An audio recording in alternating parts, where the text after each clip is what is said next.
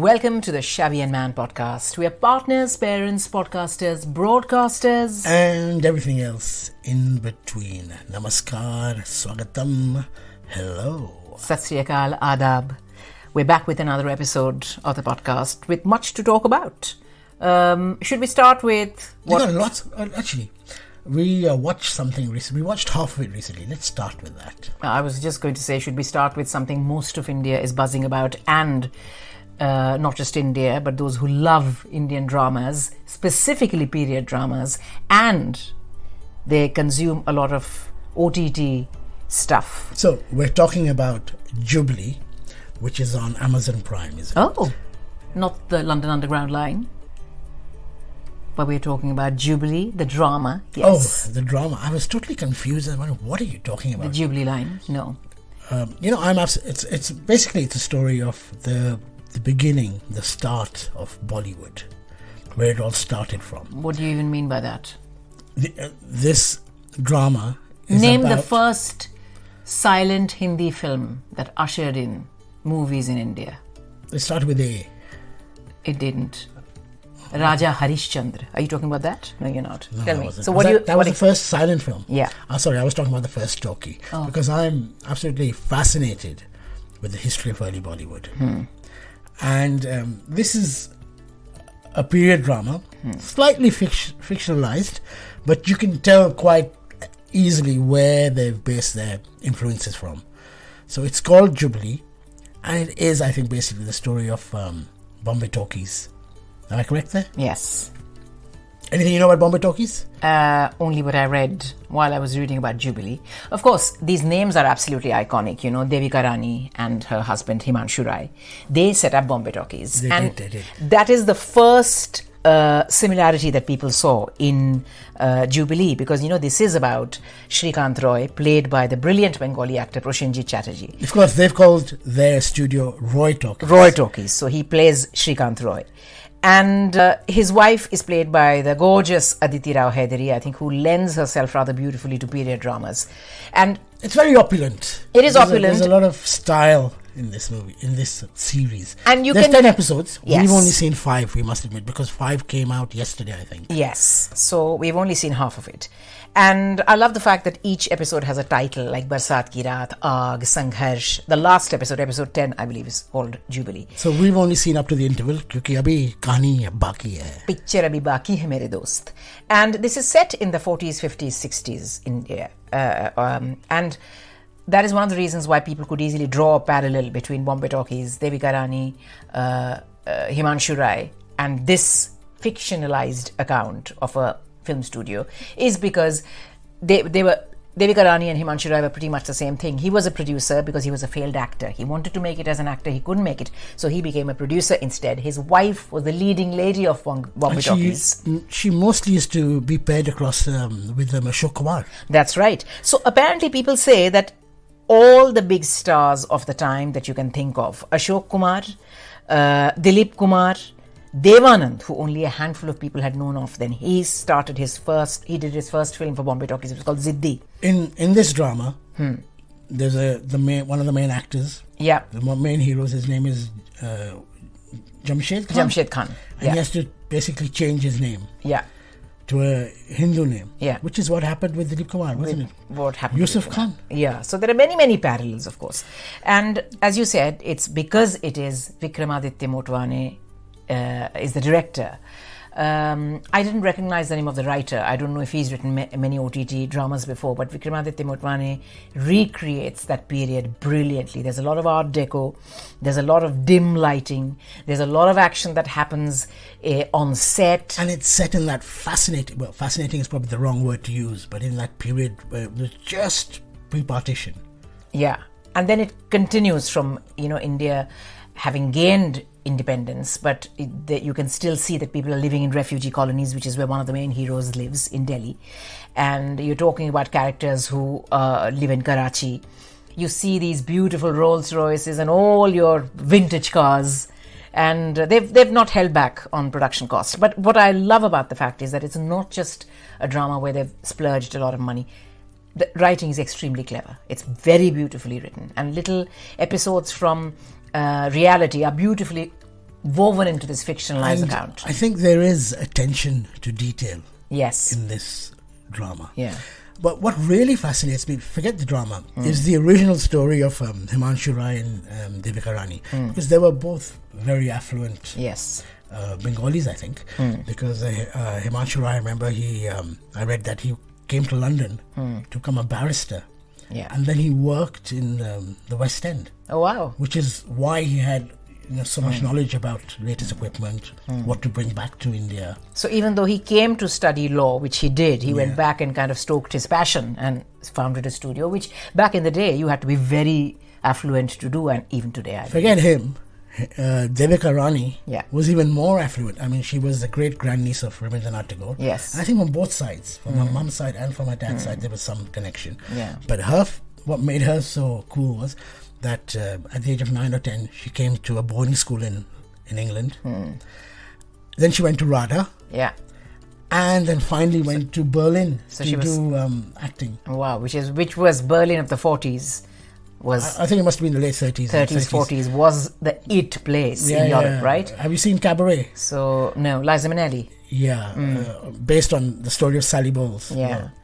So, well, you can see their credentials. They both had impeccable credentials, and that's how they set up Bombay Talkies. But Devika Rani, I think those of us who are we came much later, and we kind of only hear of this golden period of Bollywood every now and then, referenced here and there. I know her as someone who later married, in her later years, she was married to a painter, because her name was a German painter, I think, or Dutch, Royerik. So her name was Devika Rani Royerik. And I don't know if she went through multiple husbands, but this was definitely not. Did she live in India? Because She lived in India. She lived on a very opulent farm in Bangalore, I was believe going it to or say, I not. know she died in Bangalore. Yes, outside Bangalore, they had a very opulent farm. And I don't think they had any children, because you don't hear of anyone from that family anymore. No. Well, one of them did have. I don't know whether. Because Himanshu Rai. They got divorced, of course. So it's absolutely fascinating, and I think it is the play of light and shade. It is the play of reality mixed with fiction. It is an ensemble which is brilliantly put together, because each and every actor in that drama in Jubilee feels as though they were born to play that role. One of the biggest revelations to me, two I would say. One is an actress who I first heard of. You tell me that she was also in Jab We Met. But Vamika Gabbi, I hadn't heard of her until a Punjabi movie. she had a bit role as a friend. You know, I was reading about a Punjabi movie, or maybe I was doing an ad for a Punjabi movie, and I had to interview the director. And in that context, very recently, I heard Vamika Gabbi's name. But what a fascinating actress she is. I mean, I think of her as the modern day Rekha, because not only is she beguilingly beautiful, she's also an effortless actress. What's the character's name again? Nilofer. And so that was a revelation to me. Also, Apar Shakti Khurana. I mean, for the longest time, he's Ayushmann Khurana's younger brother, everybody knows. For the longest time, Bollywood fans knew him as Ayushmann's brother, as the one who had a bit role in Dangal. And he's done a few films here and there, Helmet, and a couple of other films here and there as well. But this is clearly his big moment to shine. Everyone has acted well. I mean, I like the guy who plays Jay Khanna as well. Yeah, even Ram Kapoor. I mean, he's an odious man in this, and I think he brings it out so beautifully. So a must-watch, I feel. I feel that not just for those who enjoy period dramas, but for anybody interested in film. Because this does give you a little history of how the film industry was back in the 40s, 50s, 60s. And, in a way, I mean, it was a reflection of the time, Isn't right? it a very famous story that Dilip Kumar and Raj Kapoor were born on the same street in Karachi? Yeah. No, not in Karachi. If you ask, well, that province in Pakistan is called Khyber Pakhtunkhwa. And they were born, you're right, a few doors from each other in the same neighborhood. Kissa Khwani Bazaar, it's called. It's the Kissa Khwani Bazaar area in Khyber Pakhtunkhwa, which is now, I believe, it has been declared a heritage site because there are so many Dilip Kumar and Raj Kapoor fans even in Pakistan, right? So that is of course a strange coincidence that two of Bollywood's biggest actors hail from the same neighborhood. So we are looking forward to the concluding 5 episodes. Yeah, no spoilers here. We wouldn't like to spoil it for anybody else, and we are desperately trying to stay away from social media. But we have heard that it ends on a dramatic note, and it's quite. Talking about spoilers, not just me. I know you as well. We're probably the only two people who have not seen Succession. Yes. But it's being repeated on television, I think, I on don't know Channel about that, 4 or but something like it's that. just it's on. Or is the last season on now? Yeah, it's not on terrestrial TV. Yeah. It's on HBO or Now TV. Sky or something like that, yeah. I should know because I talk about it. But what's happened is that one of the newspapers, a few hours after it aired at 3:30 in the morning, gave the biggest spoiler away on their front page of what happens. Yeah. That's irresponsible, isn't it? You're not even... You have to give... I know that social media doesn't care. I mean, I haven't seen it. And fans are prepared for it. I haven't seen it, but I know what happens in the last scene basically now. Yeah. Kind of spoils it. Yeah, that kind of spoils it, I think. But in the old days, it was different because everyone used to watch TV at the same time. Yeah. So it was a water cooler moment. You could chat about it. Now it's Also all time shifted. Yeah, no, and also in the old days, there was no social media. So the only way you would get to know is if you chatted with somebody else who has seen it and you haven't, right? Now, of course, even if you're scrolling through your own feed, minding your own business on social media, you could still kind of come across something which spoils it for you. I also understand, though, what the newspaper did was irresponsible. But I also understand there are a lot of people who feel the need to be the first to talk about something, to break something.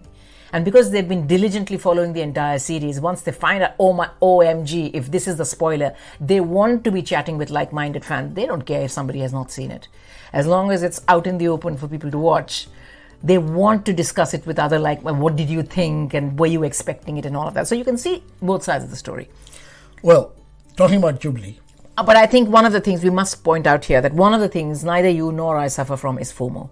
And we are happy to take our own sweet time to watch something. But it's always, I suppose, when it is the buzz Watch and you something, do have the time. go somewhere. Yeah, do something. Meet anyone. Yes, that's true. So Jubilee is the drama everyone's talking about now. I was trying to do a DJ link there. But which is? I've forgotten now, but I was going to say, talking about Jubilee. Can I just say one more thing about Jubilee before you move on to something else? Hold on to that DJ link. Another lady who surprised me a great deal, and I'm ashamed to say that I've not seen her in anything else other than in Jubilee, because she plays Apar Shakti Khurana's wife, is this actress called, Shweta Basu Prasad. And your handwriting is so bad, I'd forgotten her name for a moment.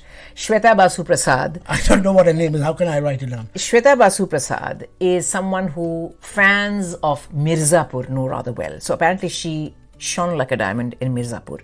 But I was absolutely fascinated to put two and two together and realize that this is the same girl, same lady who I was talking about on my radio show last week, because I read about a short Indian film titled Retake, which will be screened at the New York Indian Film Festival in 2 weeks' time.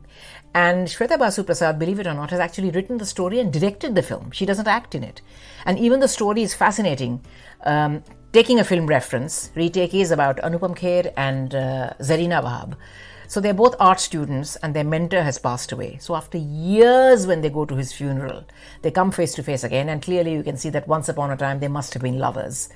And it's one of those films that questions what would have happened if you had made different choices. When you were at the crossroad of life, instead of going left, if you had gone right, what would have happened? So it sounded like a brilliantly interesting film. And this lady, Shweta Basu Prasad, has written it and directed it, so hats off to her. She's a consummate actress. We can see that in Jubilee.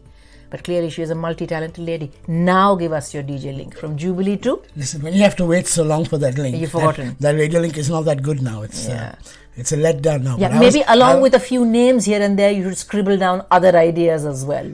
I know, but what I wanted to say was that from Jubilee... See, at the time it sounded really good in my head. From Jubilee, let's move on. You know, we had the Queen's Jubilee last year. The Crown? Let's move on to the coronation. Oh, the coronation. Yep. KC3. Yeah. KC, by the way, is not... and the Sunshine Band. Yeah. Give it up, give it up, give it up. He is giving up his Prince of Waleshood, which he did give up. And he will be officially crowned King of England, King of Great Britain. And this is in May. So for those who don't know... the month of May already has 2 bank holidays. A bank holiday is a Monday holiday, which is a long weekend, but now we're getting 3. Most of our listeners don't live in England, you know. Oh, that's what you think. But so we have an extra bank holiday for the King's coronation. And I was just thinking, I know we've done an old episode years ago when we talk about coronation chicken and how that was I still remember bits put together I think as a tribute to Queen Elizabeth on her coronation. Exactly, 1953. 1950, you're right. They made a dish. But she ascended the throne in 52, but the coronation happened in 53. Right, and they made a special dish for her because most British people still thought they owned India. That's a different story. Yeah, and they made a kind of chicken with a bit of masala, Madras curry powder, which is a bit like coleslaw, right? And it became coronation chicken. Yeah. Now this time round. They have... Ek cheese. How do you have coronation chicken? It's a bit like coleslaw, right? You have it in a sandwich. Yes, like egg mayonnaise kind of thing. Okay. So I know you like it. You and Rohan like it. I'm not fond of it at all. But yeah. Still around. You still get coronation chicken. But this time round, they have done their planning, and officially there are 3 dishes, I think. Yeah. Which are meant to celebrate. Going to be unveiled. So going to be the official recipes for the King's coronation. For the King's coronation. Which I found quite strange because 2 of them are not very British. Yes. One is Ken Home. You know Ken Home. When you think of a wok. You think of Ken Home. He's got a rack of lamb with an Asian marinade. Yeah. So I'm guessing that is the Far East dish. And then you've got Nadia Hussain with a coronation aubergine. What? Baigan ka bharta? Like it probably is a baigan bharta, but this reminds me of, have you ever seen Goodness Gracious Me? I have. I can make that with a small aubergine. That reference was lost on me until you explained it, but yes. So baigan ka bharta? Basically, Nina Wadia's character always says that, listen, we can save money, I can make it at home. Yeah. And normally she likes to make it with a small aubergine. No matter what it is. Yeah, no matter what it is. And finally... I was just going to say, are they making anything English at all, or it would otherwise really put off a majority of the population? Adam Handling is making a strawberry and ginger trifle, which sounds delicious. So he's doing the dessert. Yeah. What actually happens? Does anyone ever say delish? I used a word which is quite archaic. It sounds delish. I might have said it sounds lush. Yeah, that's the kind of word the king would use. I'm sure he would approve. Because his mum had the longest reign in British history, and because very few people who remember her coronation. Sorry, I hate to digress, but talking about the longest reign, what's the weather been like for the last week and a half? God. Yeah, it hasn't stopped. Anyway, sorry. I'm saying that because most people were very young when they must have seen the Queen's coronation in 1953, and definitely nobody from our generation was even born then.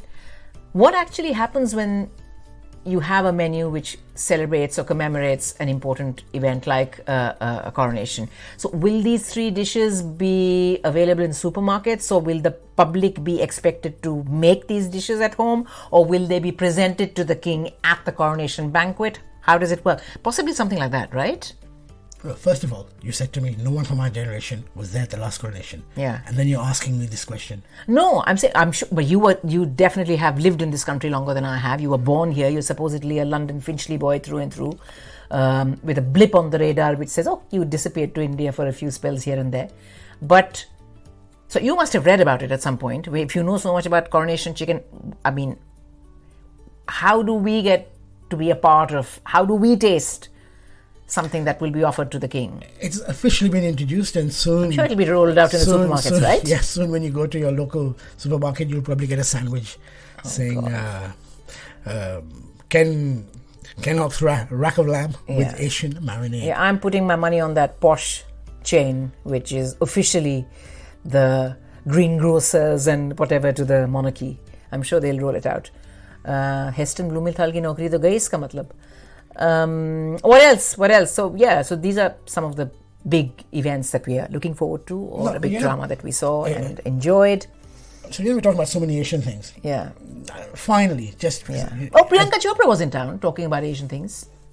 What was she talking about Asian things? I know that Nick Jonas and the Jonas Brothers were playing the Royal Albert Hall 2 days ago. Because was that why she was in town? No, Priyanka Chopra and Richard Madden and Stanley Tucci for their star in Citadel, which is an Amazon Prime drama directed by the Russo brothers. Badi Amazon ke baatein ki hai. We would like a sponsorship from them if anybody from Amazon is listening.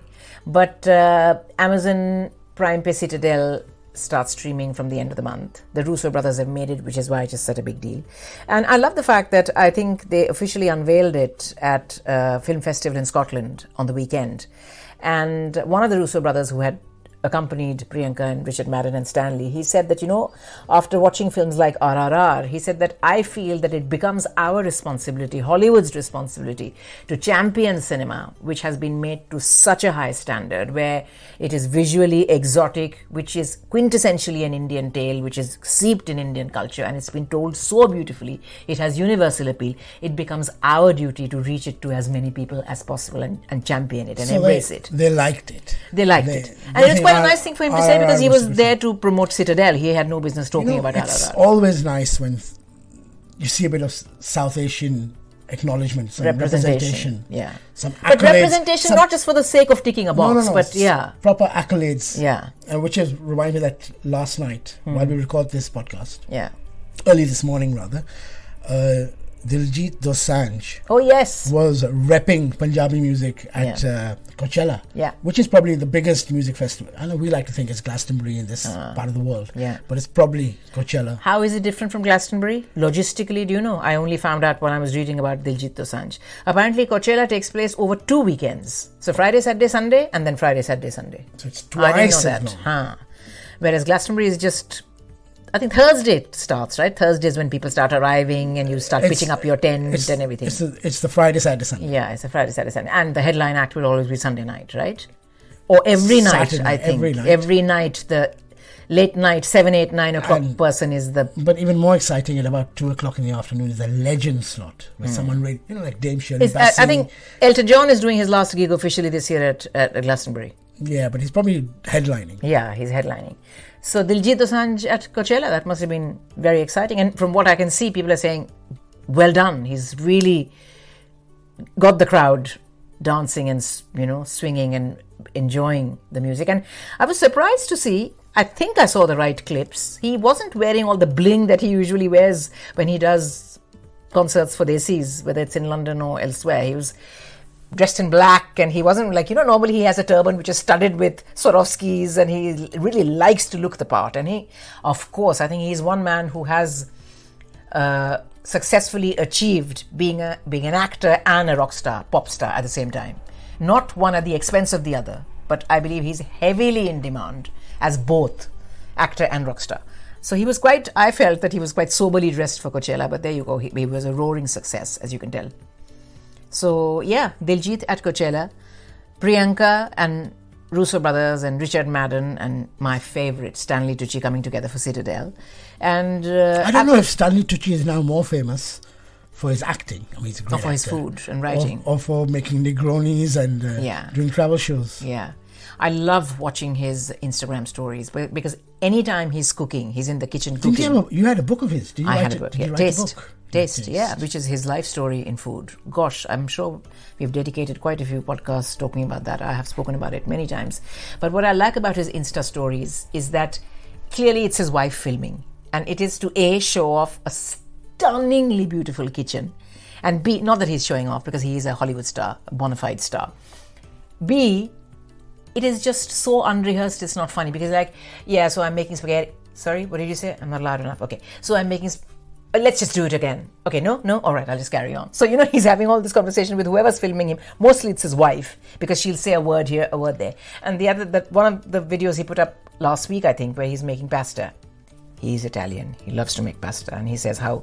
He's Italian-American. The biggest sin, he says... He's Italian-American like Joe Biden is Italian-Irish. No, I know, we know that. But he's Italian... He's an Italian-American who has held on... American-Irish. And he's an Italian-American who's held on to his Italian roots for dear life. And mind you, what separates him from Joey Tribbiani, for instance, other Italian-Americans, is the fact that his dad was an art teacher. And his dad actually took their family to live in Florence when they were 14 or 15 for 2-3 years. So he's passionate about his heritage, culture, food. And when he's making that pasta in that Insta story, he's talking about how the biggest crime that anyone can commit is to serve an Italian the wrong kind of pasta with the wrong kind of sauce, And so he's making that, and then he's asking his wife, I'm sorry, what did you say? What do people want to know? Oh, what color that is? He's talking about the kitchen in the background. Oh, I think it is. I'm not sure. Farrow and Ball, Downpipe. I know it sounds rude, but I checked. That's the shade. So he's absolutely hilarious. He has no pretenses of being a professional in front of the camera when he's doing his Insta stories, but he's very good as an actor. That brings me on to, I know we have to wrap up soon, yes. But that brings me on to the point that someone told me that if you want people to hear your podcast even more, you should make a little video now and then. You should put something on TikTok, something on Instagram. Se mujhe yaad hai. Instagram stories mujhe sikha de, then I'll... Pata nahi. I'm not sure how we'll do it. We're talking into the phone, so you'll film me holding my phone and we talking into it. I'm not sure that's going to be a great visual after it's been done once, but we can always try it, I suppose. Thoda sa naach gana pet ke samne. You mean get a producer and do this properly, as we've been meaning to for ages and ages. Okay, we'll think about it later. Yes. Bye-bye bole phir. I think it's time to wrap. And thank you so much, by the way, for sending us so much love on various platforms. Jahan bhi aap sunte hain. And keep sending, because Shabby, Shabnam does read them on Insta. I do. The messages. And DM us, recommend us, rate us, tell us what you think. If there's some story that has caught your imagination and you have strong views on it, we'd love to hear from you. Because as you can tell, both of us are fairly outspoken about how we feel about certain things. I know Manish Sahi likes to sit on the fence every now and then so he doesn't upset people. I don't have that problem. Listen, and even if you hate us, let us know. Oh, really? Let him know. And you keep the messages for yourself. You can't stand us and think, God, who do these two think they are? Just chatting about whatever comes into their head. Just a drop in the podcasting ocean. That's true. Until next time then, look after yourself and we'll see you on the next episode. Till then, take care. Bye-bye now.